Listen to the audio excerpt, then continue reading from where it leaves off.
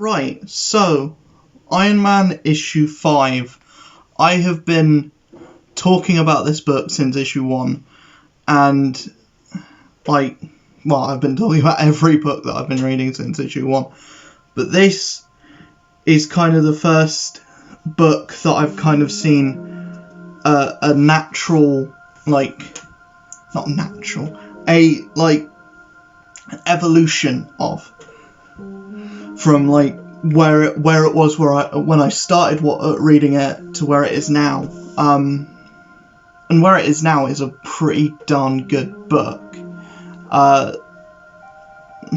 So what I mean is, issue 1 started out and I was like, this is kind of, a little bit average. I don't know if I'm going to stick with this book. It's not really for me.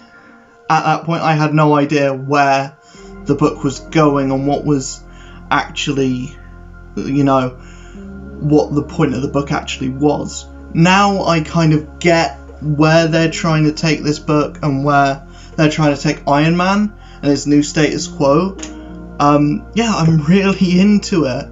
I'm really into, and kind of the way this issue ends does really get me excited for where the book could go in the future and what is going to happen later on in the series, especially when this arc is finished, because I have no idea how this arc is going to end, because it looks at the end of this issue Iron Man's dead. Every character, every main character in this book is dead, or the villains won. That's what it looks like by the end of this, but obviously that's not the case. Or it may be the case, and, no one, this could circumvent all of the norms of comic books in general. I doubt that's going to happen. I doubt Iron Man's going to be the book that does that. But, this book is really, really good at the moment. So, at the end of the last issue, Hellcat is getting these visions, or she's hearing the voice of Korvac in her head, and she's hearing Korvac talk to her, using her as a pawn.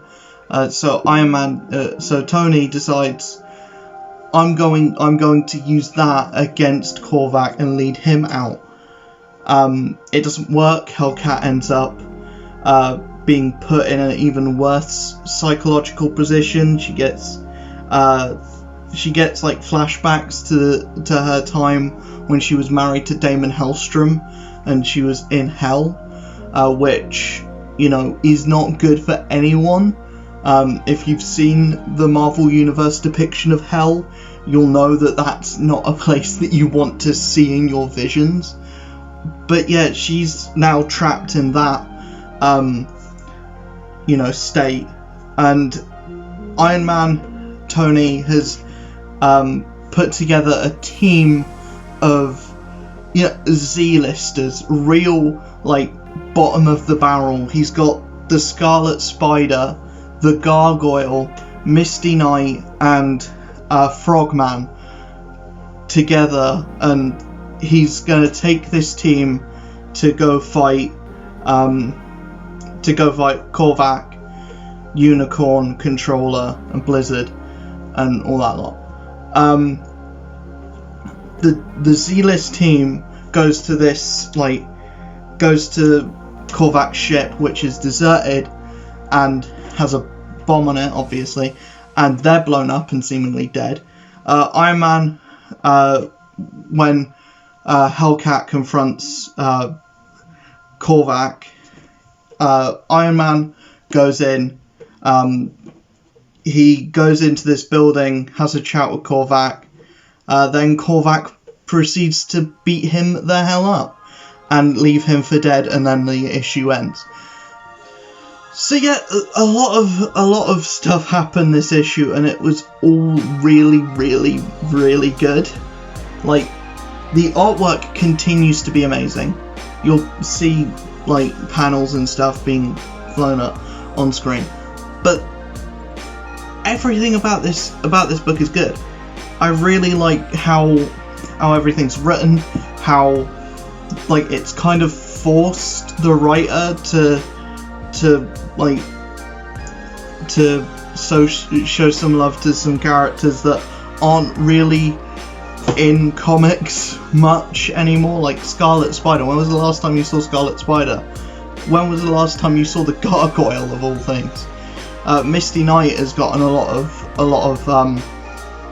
time because she's the only one that's actually in a show, or you know, has an act depicting them, apart from Tony Stark, but that's obvious.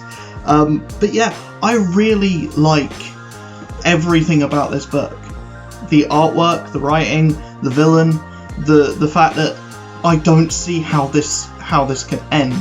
I don't see how Iron Man can beat the bad guy. And then we've got the other thing where James Rhodes has been kidnapped, and if there's any like big level characters that are involved, like say the Hulk or Captain America or etc., or Thor or anyone else, then you know Rhodey's gonna get killed essentially. Why Rhodey can't fight back, I don't know. Or I do know he's being controlled by the controller, but yeah, there's a lot of stuff to like in Iron Man. There's a lot of stuff to. The only problem is that this is issue 5, and it's only now that it's become a really solid book that I'm excited to get week on week. The only thing that was having me come back before was the artwork. I think the artwork has been amazing from start to finish. It's only Christopher Cantwell's writing that's kind of been a bit. This seems a bit too. It seems a bit too weird. Like, why would Iron Man care about, you know, people? Like, why would Iron Man care about what people are telling him online? Like, he's owned this company for so long that only now he cares about other people's opinions on himself. Like, that just seems very out of character to me, and it does seem very weird that they've taken that approach to the story, and that's his reasoning behind what he's doing, instead of what usually would be his reasoning. It's a very weird storyline and or premise for the storyline, but all of the stuff with Korvac, all of the stuff with, you know, building this team that Iron Man's building, that's all good. I want to see where everything goes. So that's the best compliment I can give a book, is I want to see what happens next. But yeah, that's my thoughts on Iron Man issue 5.